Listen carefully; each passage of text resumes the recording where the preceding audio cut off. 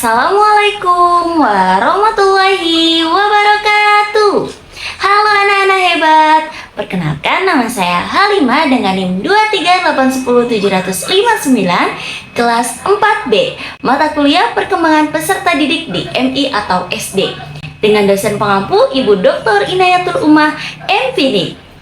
Adanya video ini untuk memenuhi tugas ujian akhir semester mata kuliah perkembangan peserta didik di MI atau SD, di mana bertemakan kognitif menurut Jean Piaget.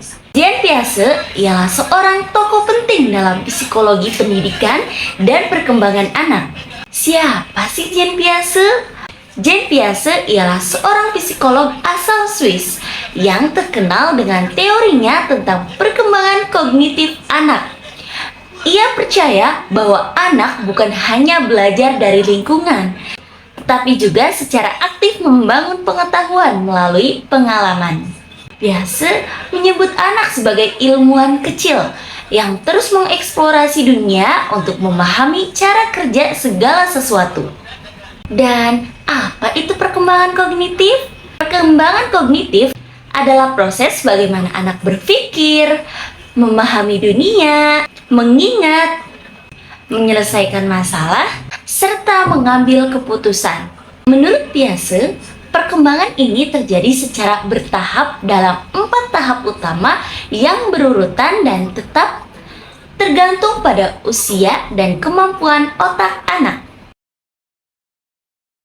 4 tahap perkembangan kognitif Piaget. 1. Tahap sensori motor, dari 0 sampai 2 tahun. Anak belajar melalui indera dan gerakan, di mana anak belum bisa berpikir secara simbolik. Yang kedua, tahap praoperasional, dari 2 sampai 7 tahun. Anak mulai menggunakan bahasa dan simbol. Cara berpikirnya masih egosentris, di mana sulit melihat dari sudut pandang orang lain. Belum bisa memahami logika atau konsep konservasi, di mana bahwa jumlah tetap sama meskipun bentuknya berubah. Contohnya, anak percaya bahwa bulan mengikuti mereka. Jika air dari gelas lebar dipindah ke gelas yang tinggi, anak mengira airnya bertambah. Yang ketiga, tahap operasional konkret, dari 7 tahun sampai 11 tahun. Umumnya, anak yang sudah sekolah dasar, anak mulai bisa berpikir logis, tetapi hanya pada hal-hal konkret. Anak sudah bisa memahami konsep konservasi, klasifikasi, dan urutan. Mulai bisa melihat sudut pandang orang lain. Contohnya, anak tahu bahwa 4 tambah 5 adalah 9, dan 9 dikurangi 5 adalah 4. Dan anak bisa mengelompokkan hewan berdasarkan jenis-jenisnya. Yang keempat, tahap operasional formal, 11 tahun ke atas.